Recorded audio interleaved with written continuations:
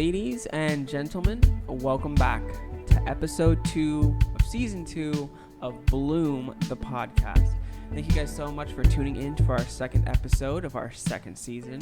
We are happy that you guys are back, and I hope you guys didn't miss our season opener because it was a good one. We talked about relationships, surprise, surprise, and we talked about how to improve ourselves in relationships as well as our standards when we're looking for someone to date. Are they too high? Are they too low? And everything in between. So if you guys didn't hear that or watch that, make sure you guys go check that out. The link will be in the description below. But it's a new Wednesday. It's a new week, new Wednesday, and we're back with another really good episode. And we have an important conversation to have with you guys today. And I think that it's something that we've all experienced, or I would think that most of us have experienced at one point or another in our Christian walk. And it's also a good conversation that we should be having so that way we can help other people that may not be saved. So it's a great conversation. And that conversation is church trauma or church experiences that are more so on the negative side of the spectrum. Now, important to say, churches are going to have experiences that are not good. Churches are going to go through trials. Churches are going to go through things. People in the churches are going to go through things as well. So it's just very important, as we're all sinners, and we need to be able to have these kinds of dialogues and be able to help each other out when we are going through trials.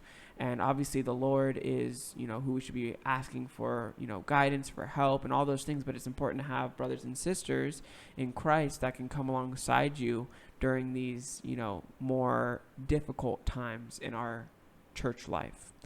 So to kind of get the ball rolling with this church, quote unquote, trauma topic, I would pass it over to you. And like I said before, I think we've all experienced this in one way or another. At least I would think most of us have. So what was, and I mean, obviously we don't have to go into crazy detail here, but in your life so far, have you had any of those experiences with church? And how did those affect you in that state and today? Like, how did that affect you when you were going through it? And, what was all that like for you? Yeah, so definitely experienced it for sure. I think for me, it had lasting effects in the sense that I was bitter, but it wasn't bitterness towards the church as a whole. It was bitterness towards that church, not church. Not the universal church. Yeah, not the universal church. So thankful for that in a way, that it didn't put any thoughts in my head like church is horrible, but for some people it does do that because they have, way worse experiences. Right. But for me, I obviously know that the church is filled with sinners and, all that, but I definitely, there was a line to draw for me and I drew it there. But yeah, that was kind of my experience. I mean, I didn't tell you what my experience was, but it happened. Right. No need to gossip here. Exactly. Yeah. And I like what you said, you drew that line, and that's something that we actually talked about in last week's episode as well when it comes to sin issues, is there are certain sin issues that you do have to draw that line and be like, no, I can't deal with that. Yeah. And I think that's different for everybody, but I think recognizing it when you get to that point is super important. Yeah. But yeah, I've had similar situations, and I think mine made me feel a little bit more resentful towards the church as a whole, not necessarily just church or that specific church. Right. Obviously, it was more aimed at that specific church just because that's where everything happened. But I think my resentment was a little bit more generalized just towards, and I've mentioned this before, it was generalized towards leadership or I guess I should say the lack thereof in that situation. And, it made me not want to go to church for a while. And I praise the Lord that I still did, because honestly, going to church is what brought me out of that. Because just going and kind of force feeding yourself to go is what brought me out of that funk and that resentment. And there are still days where it is a battle to feel optimistic about the church. And I think that's a really hard thing to do, to be dealing with as well, because we are called to be believing the best about, all believers. And obviously we have to have that humility where we aren't looking at ourselves as better than anybody or looking at the church as, as terrible or as not good, as negative. So it's definitely important that we don't let that happen, because it can be very easy. And I'm speaking as someone that has experienced that. Right. I think most people, just after one bad experience, are like, all right, that's it for me. This whole church thing, but it's just, I mean, back in the day, we didn't have as many churches as we have now. Like if you had a problem, sorry, you were just going to be stuck at that one church that existed, Yeah. But nowadays, we're very blessed to have a lot of churches that we can go to, and you don't have to be stuck in a bad situation. And it's not the church as a whole, because there are other churches that will handle things differently. Right. And that's been, honestly, for me, that was one of the most refreshing things, was just going to a different church and seeing how different it was, seeing everything this church was lacking and seeing another church fulfilling that. This church lacking in love, well, this church is full of love, more than, you can handle, honestly. Right. And that was just really refreshing for me. As much as I went through at this church and feeling pain, there was healing with this new group of people who understood what I went through somewhere else. Right. Yeah. And I think that's an important thing as well, is finding that church body that you feel confident in those things. And I think it's kind of prioritizing those things that you want to see in your church body. I feel the same way when I went to the church that I go to now for the first time. You immediately feel that presence of the people are welcoming and loving, and it's very much a church family. People use that term a lot, church family, but not all churches are, I would say, actually function. A lot of the times you don't feel like family. That's no sad reality. Right. But yeah, so when you have those experiences and it doesn't feel like family, you kind of feel like you're on an island, and no one's, throwing you a life raft, and that, can be difficult. And it's hard to be transparent about those things depending on the culture of your church, because maybe you won't necessarily be heard, or maybe it won't be an accepted point of view. Or maybe if it's something with leadership, maybe the leadership is abusing its power. So there's there's a lot of different variables when it comes to these situations. And like I said, everyone goes through different things, but it's just about how we rebound, because it can also be very negative to start pointing the finger at God as well. Right. And I think there's a couple things to consider, which is, one of them is doing your part in making, obviously it depends on the situation, but depending on the situation, doing your part in making sure that you did all you could to reconcile before you're just this church hurt me, I'm out of here, have you talked to these people about, why you're hurt, or have you told them how this made you feel, or, how it's unbiblical, whatever it may be. Making sure you take that step first before just being okay, I'm the victim here, I'm gone. Yeah. Well, I think that's going back to your previous point about how many churches there are. I think that's most people's natural bent these days, is because there are so many churches. As soon as you see the one thing you don't like, or you have one minor inconvenience at the church, or you don't get to serve immediately in the ministry that you want, it's oh, well, I guess I'm going to leave.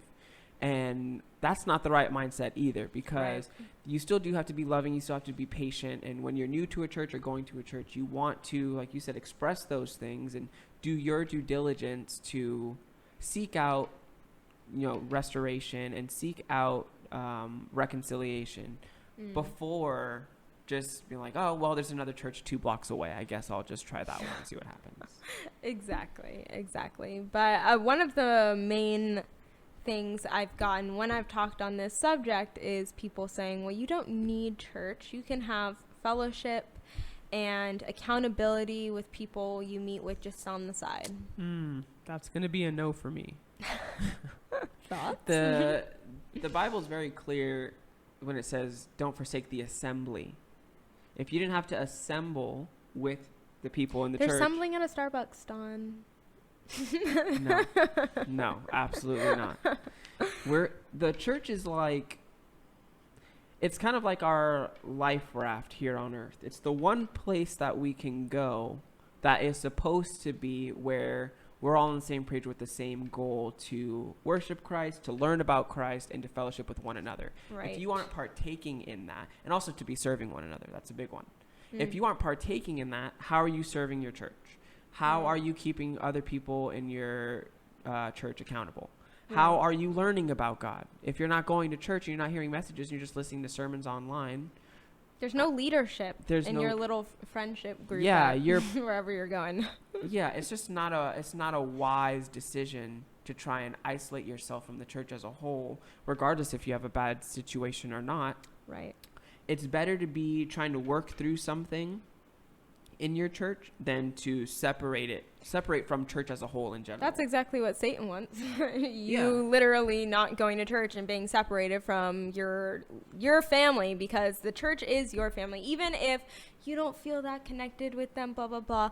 Believers are closer than your family who's an unbeliever by blood, you know? Right. And so that's exactly what he wants, is you to be vulnerable and weak because you're away from God's people. Right. And I think we just have to be more well-versed in our Bibles to know how to handle those situations. Because, I mean, we've done kind of an episode on Matthew 18 and kind of how that flushes itself out. But that's the process when it comes to these kinds of situations. If you've been sinned against, go to that person, talk with them. If they don't want to talk with you, bring another brother or sister that has either experienced something similar or knows what your situation is and can, back you up biblically on that matter. And you have to bring that to the church. And that's ultimately where you see where the church is really at when it comes to their walk, right? Like if you bring biblical criticism to, or I don't know if that's the right word, criticism, but if you confront, if you confront leadership or confront someone in your church with biblical backing and they push you back and want nothing to do with it, that's one of those things where you may want to consider leaving, because the Bible is the foundation for the church. And if you're not willing to listen to the Bible because you're too prideful, then you kind of need to get out of that situation. Exactly. And I think it's kind of like this, as far as you not wanting to go to church because of whatever's happened. You have friends, right? And eventually one of your friends will probably backstab you. Eventually. It will happen sometimes in your life. And are you going to be like, I'm never going to have another friend again because this one friend just did me so wrong? Like, even in the worst of situations, I'm talking worst, right? Because, stuff like rape even can happen in a church, right? Things that are totally traumatizing, serious. Right? Yeah. And that stuff can also happen in friendships, right? But even in those situations, those people still have friends outside of that person. They never are going to be like, no more friends for the rest of my life, even in that situation. Right. And that's the same for the church. You never stop going to church. You can find a new church, but you never stop. Well, yeah. The fear I have with that, though, and because I do agree, but I also feel like in the same breath, if someone goes through something that's super traumatizing or super, that really rocks them and shakes them where they're at, whether that be a friend, whether that be a relationship, whether that be church, it's very easy to never let those things happen again because you're so defensive. You may have people that you call your friends, but you never engage them the way that you would in being vulnerable and being open because of that situation. Right. And I've even experienced that with myself when it comes to relationships, like not wanting to put myself out there because of stuff that's happened. Right. So then you say you still want to date people and you want to be in a relationship. You're there, but you're not in it. But you're not, quote unquote, emotionally available, to really be present, to really be productive with that. Right. So while people, and it's the same with church, if you go through something super traumatic, you may still be at church,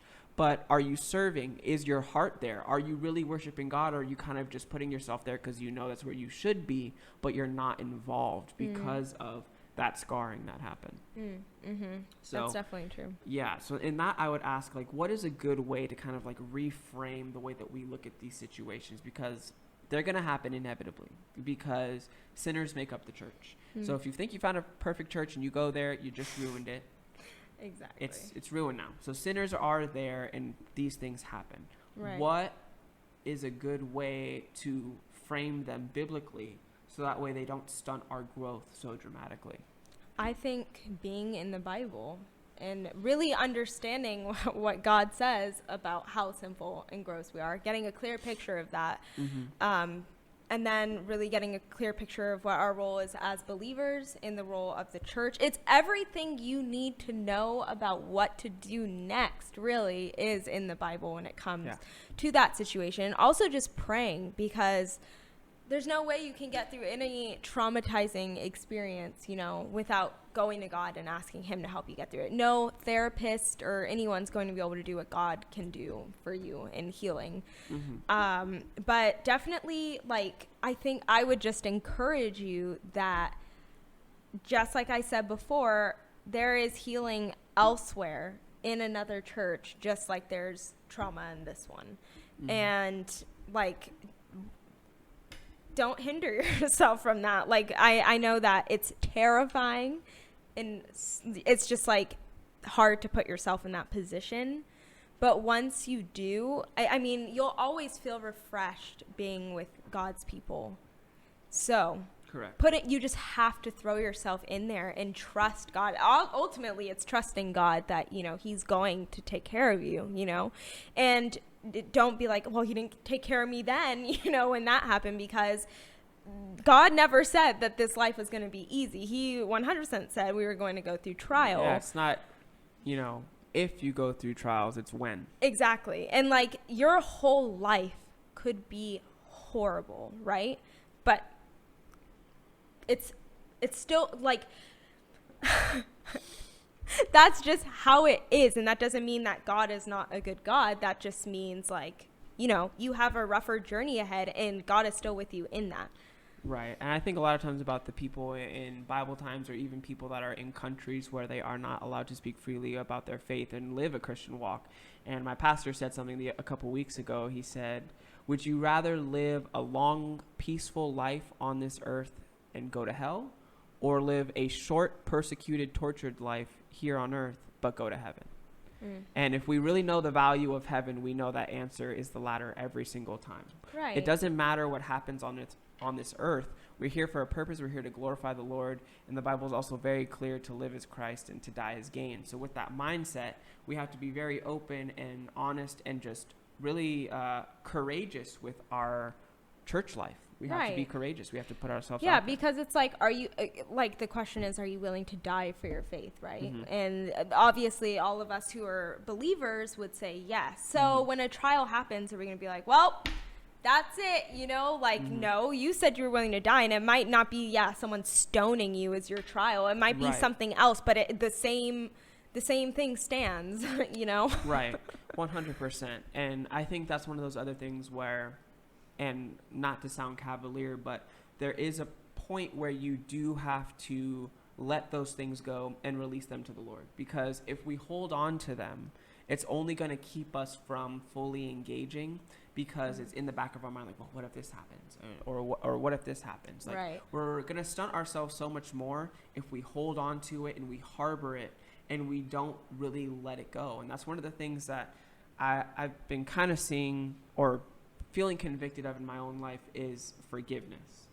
And this is another thing that helps kind of reshape this mindset, because even if that person that sinned against you in the church or harmed you in the church, even with, you know, some of these really extreme scenarios, we're called to forgive them whether they ask for it or not. And I just think about how many times we've sinned against the Lord and not asked for forgiveness or not brought it to him.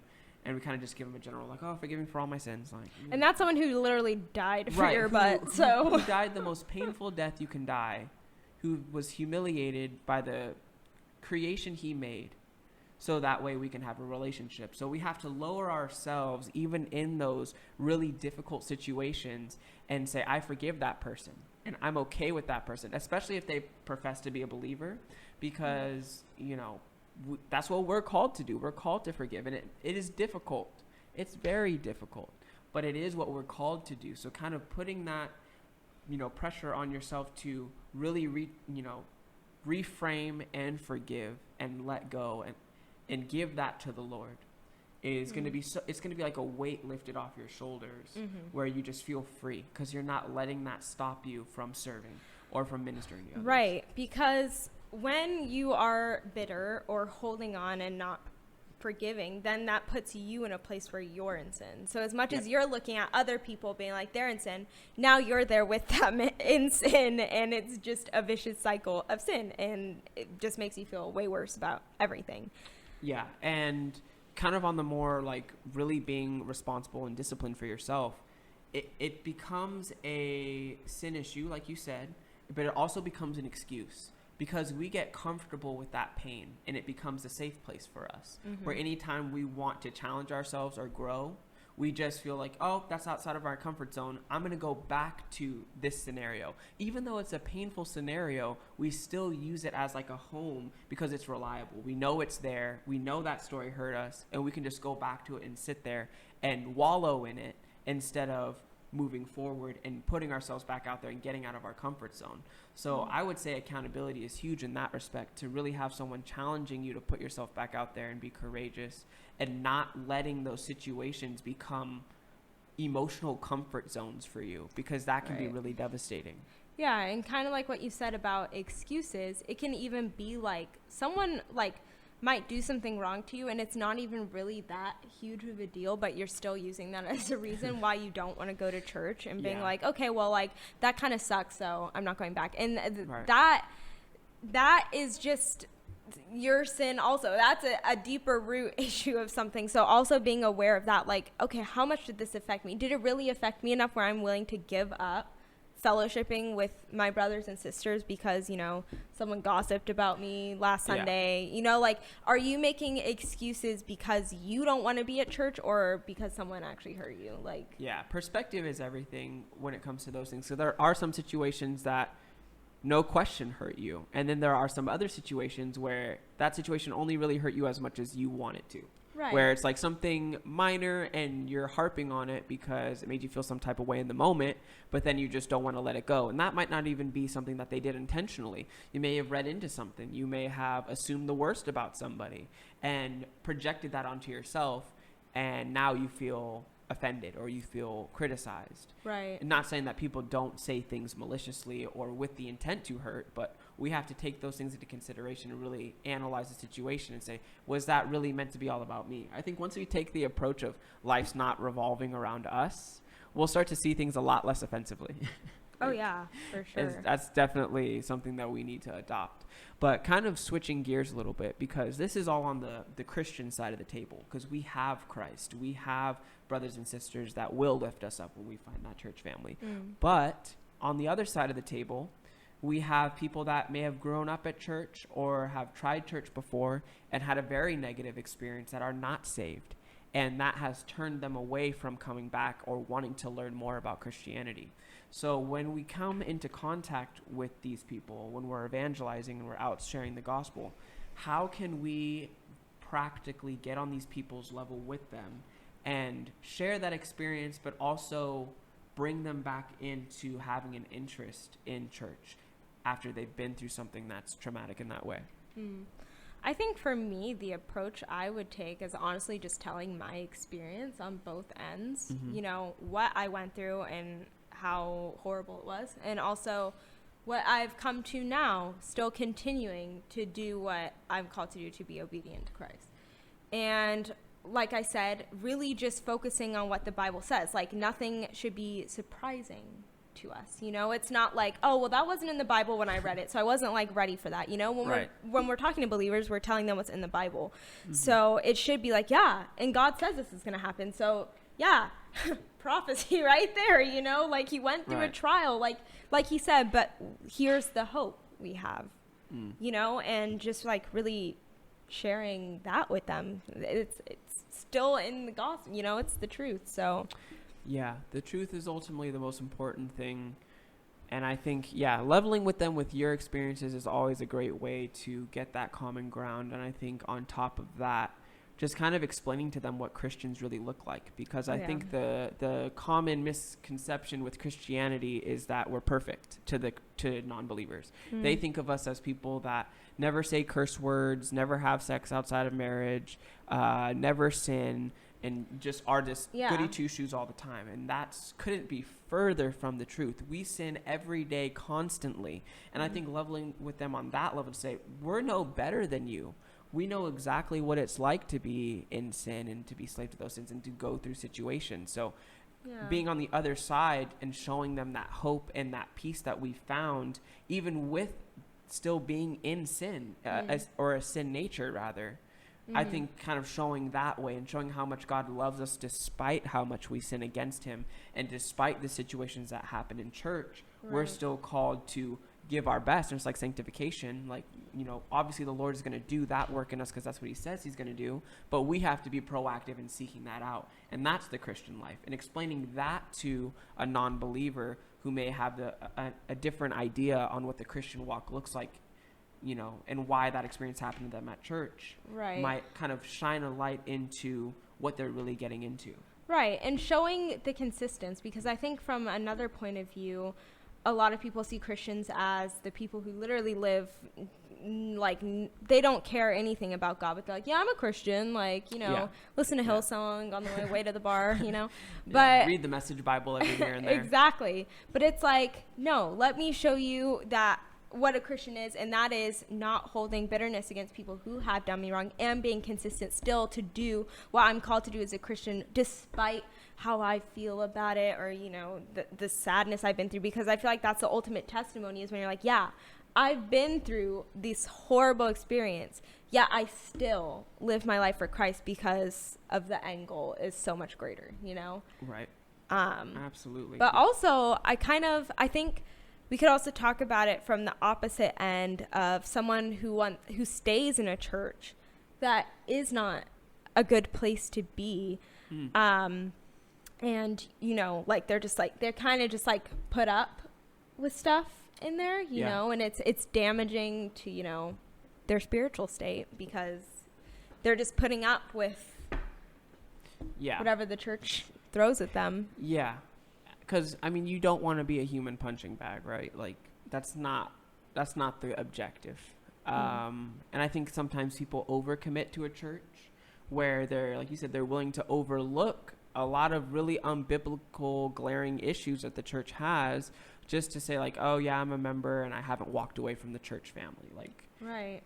I mean, that's definitely not a good situation to be in, because the purpose of the church is to be equipping and building up the saints. If that's not happening for you, then you need to find a new church. There's nowhere in the Bible where it says you can't find a new church. There's nowhere in the Bible that says that you have to be at one church your entire life and you can never go to another church. There's nowhere that says that. And I think the culture, and depending on the church, kind of pigeonholes you into being like making you feel bad and guilt tripping you for even thinking about leaving another church. But that should just be more like on top of what's already happened in your life. That should be just another sign to you that your church is either controlling or there's bigger issues going on, if they're making you, you know, putting up that much of a resistance to you wanting to go find a church for biblical reasons that they are not addressing. Yeah, for sure. So, yeah, because, I mean, church cultures can be very controlling, and like that's legalistic. Yeah, controlling, legalistic, and that makes it hard. Yeah, definitely. And you just, I think my main point would just be, don't bring your baggage into a new church. Like, don't come in with a negative mindset of what the church is going to look like or be based off of the last one. Like, come in with a fresh mind of what the church is supposed to be and hold it to that standard. And, you know. And I think ultimately at the end of the day, when it comes to like looking for a new church, obviously there's those staple things that you have to look for. Like, are they, you know, preaching sound doctrine? Do they have leadership? Like all those core things. But at the end of the day, for yourself, going into a new church with the mindset of how can I serve this church? Because if you go into any new church thinking about what is this church going to do for me, but you aren't really thinking about what you're going to provide and what you're going to bring to the church, you're going to be very disappointed, because the church isn't going to always meet those needs immediately, or maybe ever. Or some of those things that you think the church needs to do for you. Right. And kind of rationalizing and bringing it back down to a more realistic place, and being like, we're on this earth to serve. And that's the purpose of the church, is to serve one another and to preach the gospel and to share that with the world. So we need to keep that in mind when we're looking for a new church, and when we're looking at these past experiences, not harping on them, but moving in a way that allows you to serve. Right. Because these types of situations can prevent you from serving, and that, like you said, is where the devil wants you. Exactly.